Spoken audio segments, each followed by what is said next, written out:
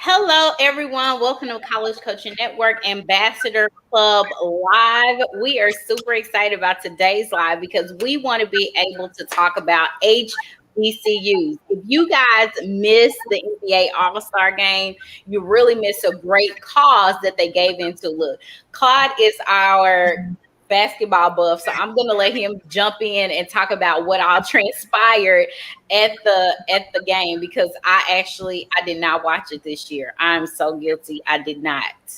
But if you could just kind of share your thoughts and all the great things that the athletes, because I know a lot of donation and funding went to HBCUs this year. So if you could share, that'll be great. Yeah, definitely. So it's crazy though because I am a big fanatic, and as your son said, the game was not the most attractive game. There was no defense at all. So it was all about offense. But one of the things you always hear in the GOAT conversation between Michael Jordan and LeBron James is who's the GOAT, right? Who's the best player and all that. But one of the things that I will always give LeBron James a one up on Michael Jordan on is his ability to impact the community. And so what he is an ambassador for the NBA, and he is actually standing strong for HBCUs and for just people of all, equality across the board, right? He wants to make sure that everybody has an opportunity. But what his team did in the All-Star game was they raised, if I'm not mistaken, it was over $3 million that went to HBCUs. And that gave a great opportunity for people to learn more about it because they had a song that they sang, and it was like a montage of different people, and they had beautiful uniforms on, and it was different ethnicity within the black. It was light skin, dark skin, full figure, small figure, but it was a great representation of how beautiful Black people are. And so I know we have an expert out here, Shanelle, and also Amber, and I know you do the HBCU Walking Billboard, but one of my regrets, because I went to a school, Pittsburgh State University, that had only 3% minority, and I was including Blacks, Hispanics, and everybody else that was in the minority class. I won't go down the whole street. But I think we only, as Black people, I think we only equated to about 1%. And so I had an opportunity to play college basketball at a HBCU, and I didn't feel that I was ready to handle all that came with going to a HBCU from the beautiful Black women perspective. I was not mature enough to handle that part of it. I don't think I was going to focus on my schoolwork in the way I probably needed to. So, looking back, I believe that HBCU would have been a better fit for me. So can you talk about why it's important for us to know about HBCUs and why you are so passionate about promoting HBCUs? Oh, we can't hear you, Chanel. Okay, I'm here. All right. So thanks for having me. I don't know, I could talk about HBCUs forever, so I'm going to try to bite-size this.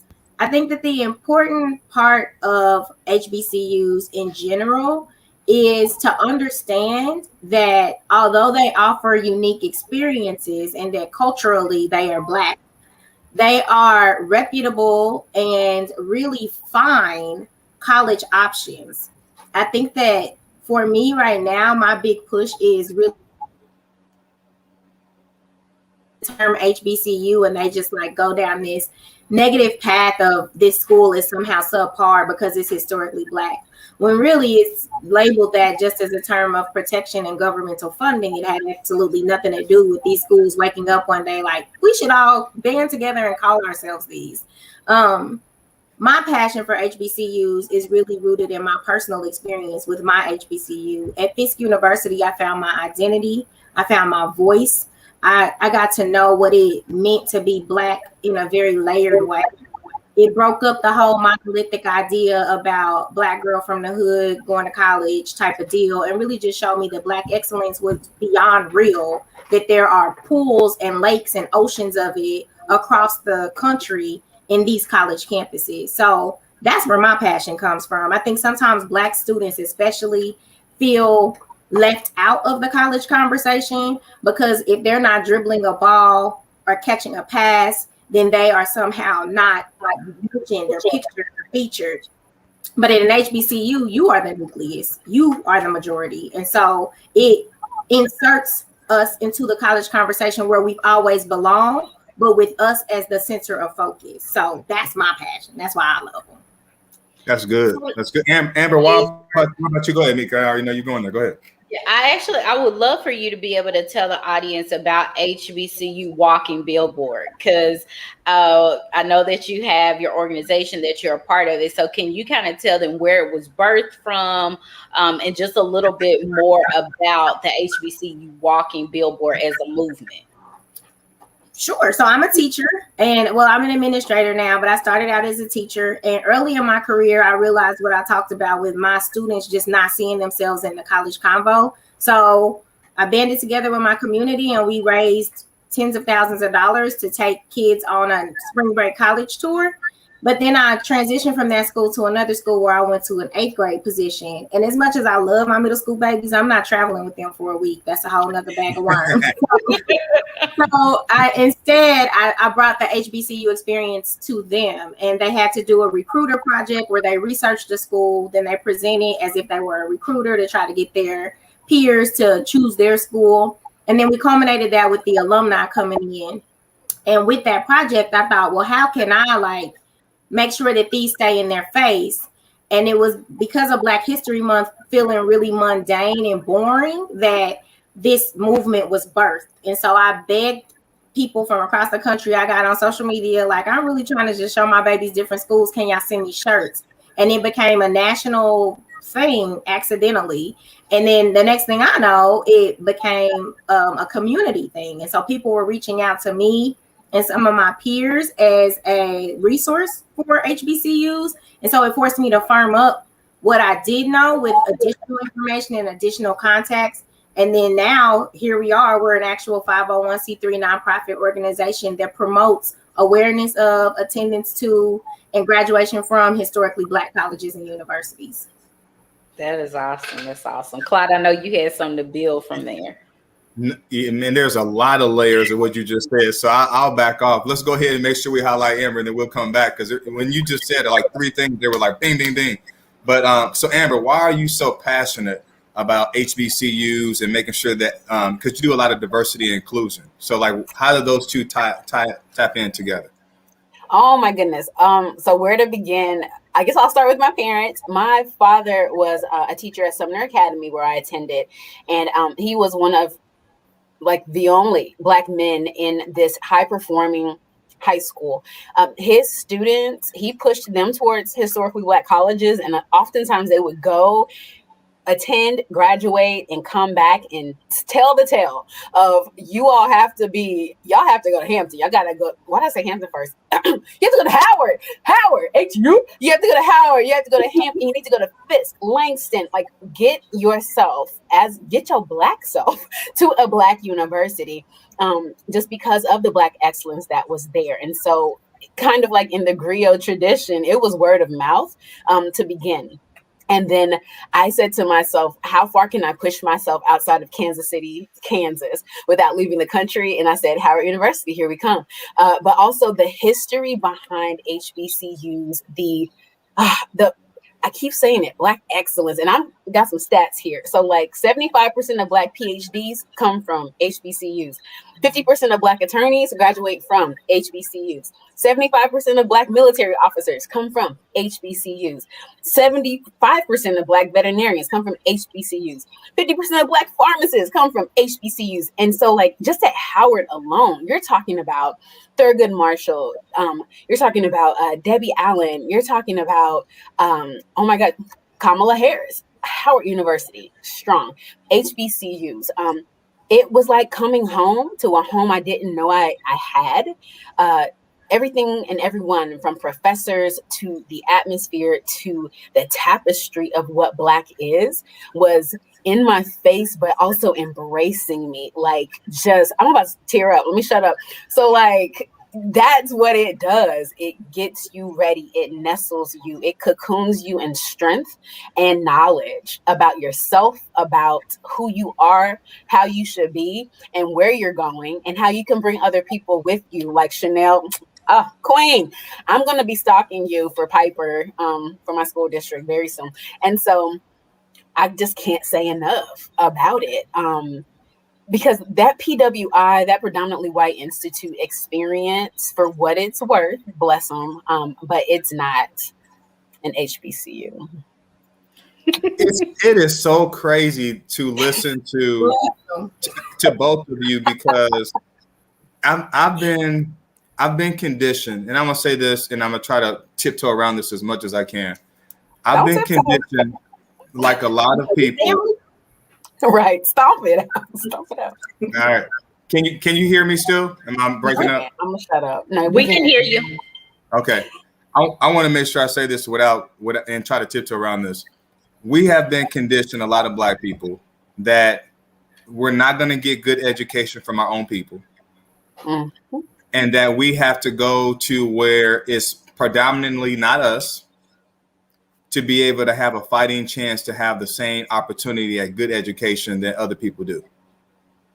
I mean, I hate to say that. And I'm not just saying that from an educational standpoint. I'm saying that from a business standpoint. I've heard a lot of people that are in the Black community that feel that they would rather do business with their counterparts. Hopefully I'm saying that right. As opposed to doing business with their own. Because they feel like we are late. We don't operate in excellence. We're not professional, this, that, and the other. And so therefore they feel more comfortable doing business with someone else, and the dollars change in those communities as opposed to standing in our own. With that misconception that I have had and listening to you, now I'm feeling like I was robbed from not being able to experience the fullness of what I could have, which is good. This is exactly what I want people to hear. So can you give me what your response is to people that feel like they are not going to get the same quality, if not better, education from our people, as opposed to going into another area where they feel like it's going to be more prevalent? Whoa. So you just said a mouthful. I think that one thing that we got to lift up out of that, though, is we are all Americanized. And so really what you said versus what I heard, what I hear is like convenience and comfort. That's America, like being convenient and being comfortable. So what's convenient is that a lot of PWIs are situated in towns and areas like Kansas City, for example. We're not in close proximity to many HBCUs. By many, I mean 3 are really close enough, for real. So with that, the comfort and convenience of the PWIs that are in proximity is part of that narrative that you just spoke to. What is disheartening is that belief transcends so many things. It's not just where we shop. It's not just, it really becomes a belief, like a belief system or a value. Yeah, so to me personally, I think that what Black people have to be intentional about understanding is that we are enough. Always have been, always will be. Not only are we just enough, but we have always exceeded expectation. The irony is that when we talk about these other communities and the ethnicities that have come to America or are here and operating with our dollars, they have not ever had to practice the level of resilience that we have as a people. We didn't come over here by choice. Everybody knows that. But take that like a million steps further. We have yet to receive any type of reciprocity for the atrocities that we endured as a people. So the thought that we're late, we're unprofessional, all these other things, maybe part of that comes from the idea that we've rooted our beliefs on what it means to operate as a business, an institution, or otherwise in white supremacy. And what they've taught us is how we're supposed to operate. Maybe part of that is that. But maybe the other part is just like lack of access and opportunity to firm up those practices. If we are coming from dilapidated communities, if we're coming through underserviced and underfunded school systems, then we're not always, we don't have the access all the time. We don't have the equity hardly ever, and we darn sure aren't getting the exposure. So that is the same thing with HBCUs, and that's why we exist. Like, you don't know about HBCUs. You come across me, we're going to talk about HBCUs, whether you wanted to or not. Somehow that conversation is going to circle right on back to the mission. you and everybody else in the world is gonna know about HBCUs. I'm gonna get on people's nerves. That's my goal in life. My goal is to be annoying when it comes to HBCUs, because we got to just shift the conversation. But I think that what Amber spoke to is huge when she talks about this cocoon. You're not getting cocooned at a PWI. That's not gonna happen. And it's not like a babying. Let me be very clear. No. And HBCU are married. So it's definitely not about being spoiled so much as it's about being loved upon. I got snatched off the yard trying to chill. My professor was like, girl, you know, class start in 10 minutes, bring that tail. Like these are the things that you're not gonna get. You're not gonna get the opportunity to see people that the system and the country and the government and stereotypes said would never make it walk across the stage with you, and the whole your family and their family ain't never met, but it's a family reunion after graduation. We all on the yard turning up for everybody. You're not going to get that anywhere else. You're just not. Yeah. I think that is like amazing. I think something that you just said, Shanelle, Claude and I actually listened to a podcast a bit ago that talked about the experience. They actually did a case study. So look, you can Google this, because sometimes we have these type of conversations. Some people become uncomfortable with the truth of reality because we don't have these conversations. That's why we see the explosion of what is happening in the media today, because now everyone has one of these and everyone can finally put their voice out there. We all become journalists, right? Yeah. But there was a podcast that talked about African American students when they are, is it 10, I want to say, I forget the actual percentage, but they are more likely to graduate from high school if they had at least one African American teacher, at least one. And it's coming strictly from the concept of being able to see someone that looks like you in that professional role, so you're able to see a different light. But also what you said about the professor giving you that, I'm gonna pull you off the yard because I see better in you, whereas you may not get that from other people because some other nationalities don't understand, and because we're all very humanistic, so I can relate to what I see because I see me. So sometimes it's unintentional, but I think it is very valuable for African American students, especially now we're going with the pandemic and the struggle that has been in education. And I'm sure Amber both of you ladies can attest to this with being in the education field. I think it's much more critical time for our youth to have someone that's pulling them like, hey, we went through that, but it's time to pull up our bootstraps and put in the work, because we still have success after this. And on like kind of tying all of this together, those expectations are high of you at an HBCU. Like Shanelle was saying, it's family, which means that if you're out there, and I'm going to be a little colloquial here, but if you're out there looking crusty, dusty, and raggedy, they're going to be your friend in your mirror. They're going to tell you, this is what we don't do. And I love you, baby, but what is this about? I remember I used to dress a little scantily clad. I was scantily clad on the yard, and my dean called me into her office to remind me that, Amber, on Tuesday we do have we're going to have our job fair. What do you think you're going to be wearing there? And I mean, it seems nitpicky, but those are the things that will set you up for success or set you up for failure. Not saying that I wouldn't have been called out, but it would, like at a PWI, but it wouldn't have been in a loving fashion, and it wouldn't have been on time. It wouldn't have been, and I wasn't going to wear a tank top in what I was wearing to the job fair. I'm not stupid. I had to tell her, on the auntie level, like, ma'am, come on now, I know better. But she didn't think that I was looking like I knew better. And so that reminded me, and it still stuck with me. This is 20 years later, dress for success. They were serious about that at Howard. It wasn't just a fashion show. It was a purpose.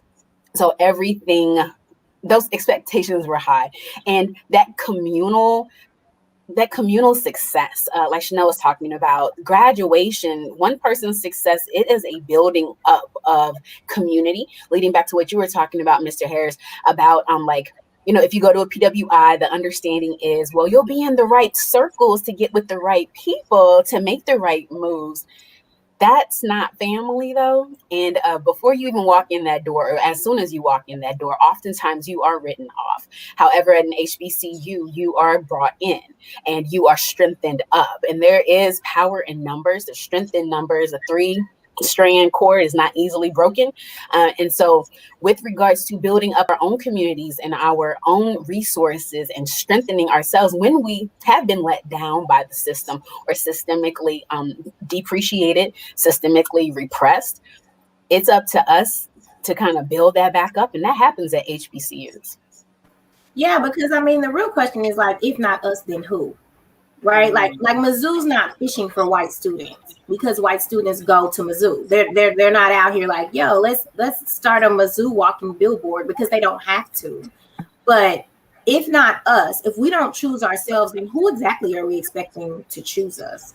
And I think that when the conversation starts there, then it starts to hit a little different. And to Clyde's point, all of us, like I said, have been Americanized. All of us have these really eerie beliefs about ourselves, about our culture, our people, all of us, whether we admit it or not. But it is at an HBCU that I think for young people who are still very formative and still open to learning new things in ways that super grown people aren't, I think that at an HBCU, that's where those things are highlighted, where you are called out intellectually and academically, your thoughts are pushed, your beliefs are shifted and molded, and you start to value things a little differently than you might have had you not had that experience. And you don't fall through the cracks. Like a lot of our HBCUs, even our biggest ones, you're talking about a class size maybe maxing out at 30. And so your teacher is going to know who you are. You're going to have access to the throne, you know, like you are going to be there in proximity.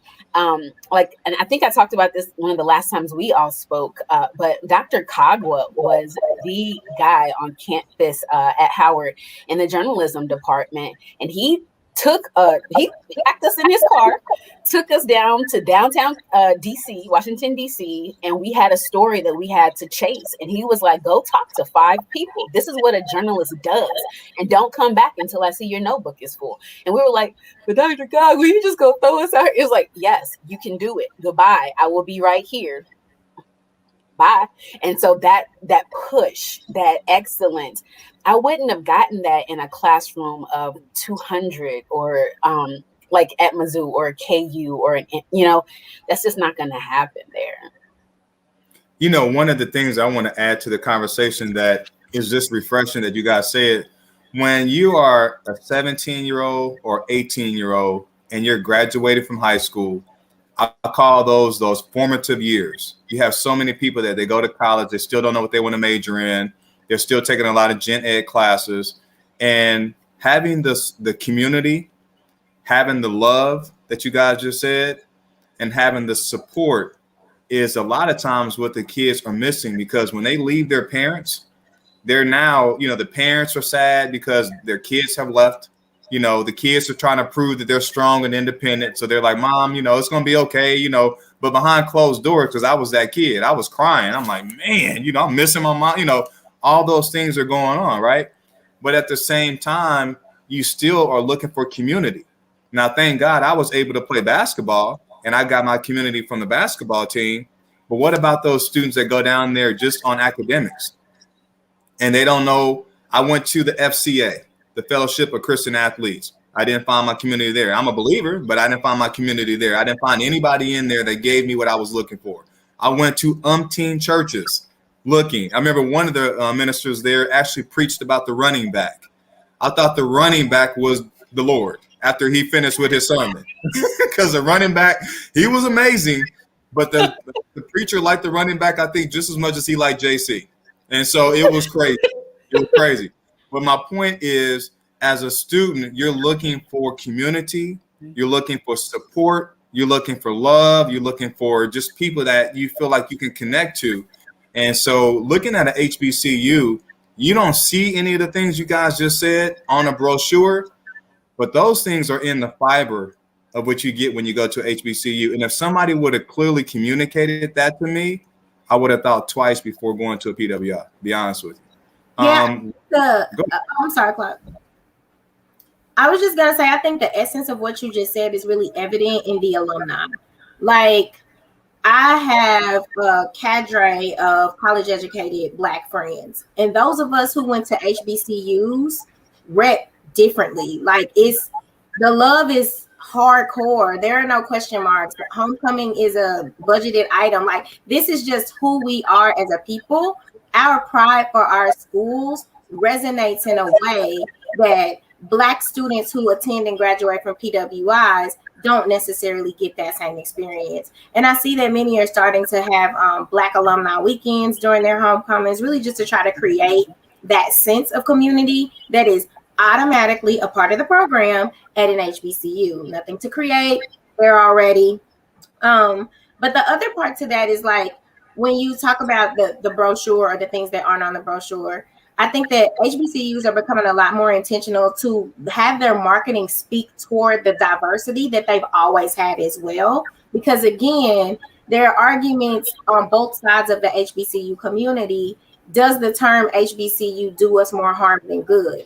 And so sometimes that term, it red flags for a Hispanic student or a white student that, oh, that's not the place for me because it's historically Black. When the truth of the matter is, if KU or any of these other people had names, they would be historically white, right? Historically, white students have gone there, but that's not all that is in the midst. And so I think that that's another opportunity that HBCUs are starting to capitalize on, is recognizing they have to be intentional to show that diversity is and always has been another part of the fiber at HBCUs. That's good. Amber, can you speak to this? Because like I have really one really, really good friend from college, and he and Brian, Mika, you met him. Yeah, he's a great guy.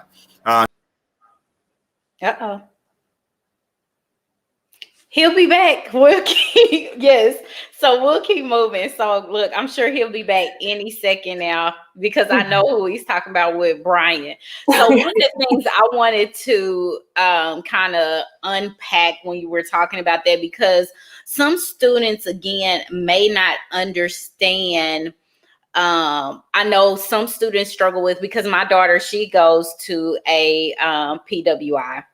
Although her intention was to go to a HBCU, but unfortunately with what she's majoring in, there's not a creative program currently. So part of her mission is to get her degree and come back and be able to teach and get one of a program in an HBCU, so that one will be there.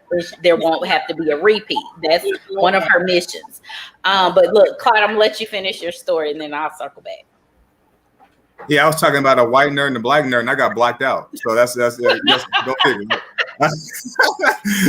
Go figure. But no, real talk. Can you talk about just the sororities and the fraternities, like, because those relationships go along with you after you graduate? And so did either one of you pledge? And if so, kind of what was your experience like from what you guys know about that? Oh yeah, all right. Talk to me about that. Yes, talk to me about that. So, yes. I just want to say I met Shanelle first at Amplify, which is a Kauffman conference for just to empower teachers of color and educators of color, and she was absolutely amazing. And I just want to preface everything I'm about to say with, it is all love with regards to the Pan-Hellenic Council. I mean, regardless of your color, regardless of your sign, regardless of your call, regardless of who your founders are or where they were founded. Most were founded at HBCUs, mostly at Howard, but including right? I didn't pledge at Howard, but the legacy of the sororities and fraternities at Howard is just such a strong and beautiful thing. And you don't have to pledge in order to be a strong alumni representative, like Shanelle was talking about. I know every single child I have ever met And I hand to the sky. Every single child I've ever met who said, I am going to Howard, I've been accepted, they have my email, my mama's number, my phone number, my husband's email, and my cell phone. And I tell them, you can text me, you can call me. And I honestly stalk them more than they stalk me sometimes, just to double check and make sure that they're okay. And so with regards to I know I graduated from University of Southern California for my master's. And so they call that the Trojan Mafia, which is probably completely unpolitically correct these days. But Howard University, when you drop that, it's strong. And I probably within a 5-mile radius, if I said HU, somebody would say, and it would just echo back. And so, but going back to the fraternities and sororities, that's another nugget of belonging that is so strong and historically grounded in purpose. It's not just step show, that's the fun part, but it's not just step shows and colors and calls. Each of these organizations was founded for a purpose. Just like we are to be supreme in service to all mankind. And so we are about, I'm Alpha Kappa Alpha Sorority Incorporated. I'm the Mu Omega chapter here in Kansas City, Kansas, representing.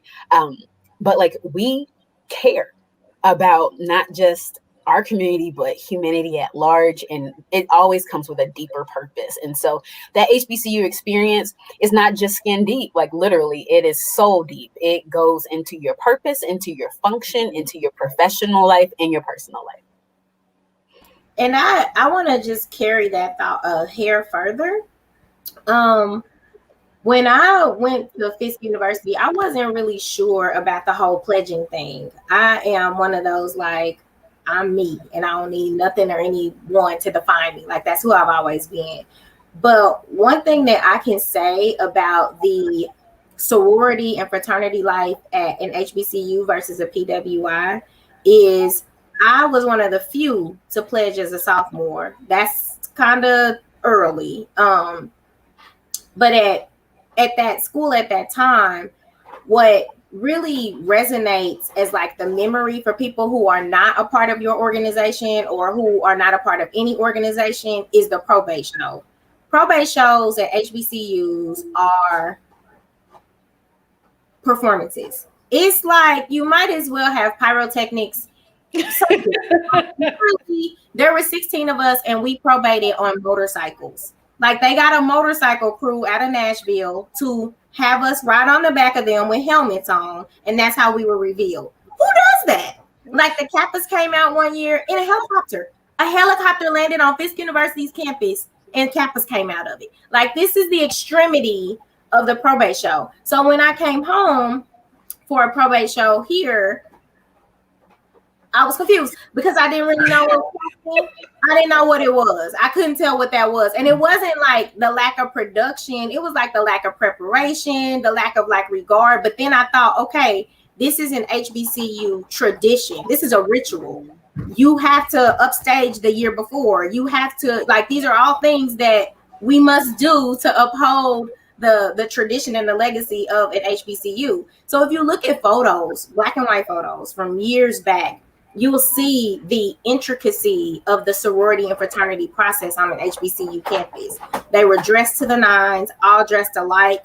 Sometimes, depending on the mascot, they had live animals they had to carry to and from class. It was bananas, and it's still bananas. But it's one of those aspects that's just unique to the HBCU experience. It's just phenomenal. It's phenomenal.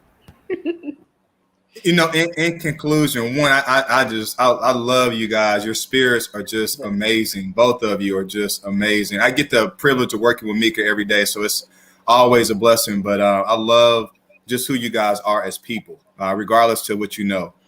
So I'm grateful to be able to continually build on our relationship and do more stuff for sure. You got me thinking a lot. I got a daughter that is taking some classes for college right now. She should hopefully graduate from high school with an associate's degree. She is my soul daughter. We have a record player for her. She loves listening to records. She does art and all kind of stuff. She's very, very creative. And I want to talk to her today about watching this. I really think that this will help her because she doesn't know where she wants to go. And I don't want her to make a decision like I did that was slighted based upon what Americanized people make decisions on. I want her to make an informed decision because it can help shape her future. So thank you for everything you said, because if I try to tell her this, it won't go over as good as her hearing it from you guys. So thank you for that. Can you give us Shanelle, and then definitely Amber too? And we got some work to do for some students too that we've been emailing each other about. So thank you for your feedback that you've given me. But Shanelle, can you walk us through over the next 3 to 5 years, kind of where you see HBC Walking Billboard going, and what's your vision kind of moving forward? Sure. I think 3 to 5 years from now, I'd like to see it as a regional model for an HBCU conduit, what it looks like for students to go from a high school into an HBCU, but being prepared to do so. Because as you mentioned before, with outside of like the misconceptions that can sometimes get in the way, there are other factors. One is students not understanding the necessity of GPA and test scores in terms of scholarships. That's one. Funding is a huge gap when it comes to attending HBCUs because so many of them are private, and so they don't have the in-state, out-of-state shift or rift. You got to pay. And so I want us to be able to prepare students in that way. So with that, this year we're launching our HBCU Prospects program, where we'll have rising sophomores who will serve in a 3-year cohort to prepare them for all the ins and outs of preparing for an HBCU.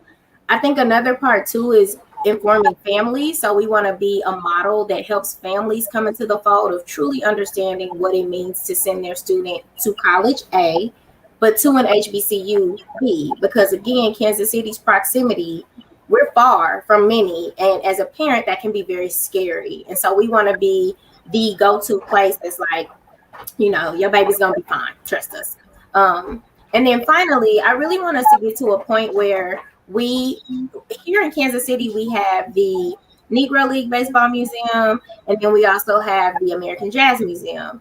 And I know that in Indianapolis, there is a small HBCU museum. I'd like for us to have some sort of visual standing piece that really honors the legacy of HBCUs, because so many prolific people right here in our city are products of these institutions. And so if there's a way for us to highlight this thing that kids don't really have access to because of where we live, but if there's a way for them to go into a space and get even more familiar through artifacts and visual representation that bring that history and that experience to life, that will be the measure of success for me.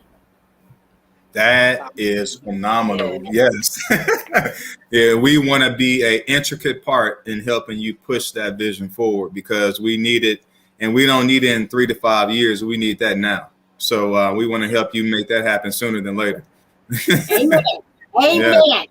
Go ahead, Mika. Take us home.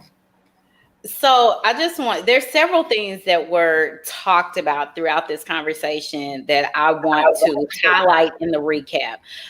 So there was one, Claude earlier on mentioned the misconception about us as African Americans and our timeliness, our abilities to complete a task, and those stereotypical things that are out there. And what I heard Shanelle and both Amber said, by us being amongst those that operate in the spirit of excellence, that carry that essence of what is truly inside of us without these outside forces that are letting these stigmas continue to live on, that our babies can have the opportunity to be the actual change that we want to see, not just with attending a college, but also in life. Because it's just like the things that we see on TV.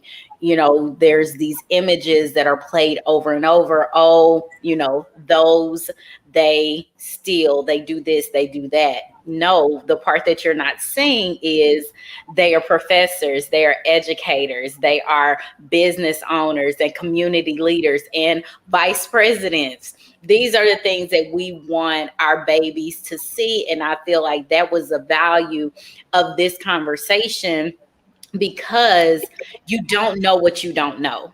if you don't have exposure, and that's from all parts of diversity and inclusion, you can only be what you see. So being able to see the broadness of people holistically is very important. And maybe there's someone there of a different nationality that may be interested in going to a HBCU, so you can even begin to appreciate the essence of this beautiful group of people that are us. So I just want to thank you guys for tuning in to Ambassador Club Live. Thank you so much, Shanelle. Thank you so much, Amber. And of course, Claude, for having this amazing conversation.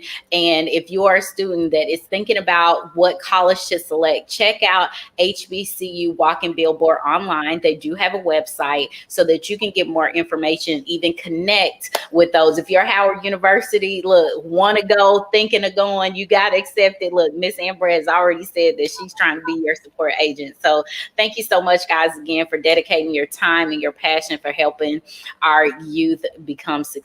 So thank you, ladies. Thank you all. Good luck, little babies out there. Choose HBCU.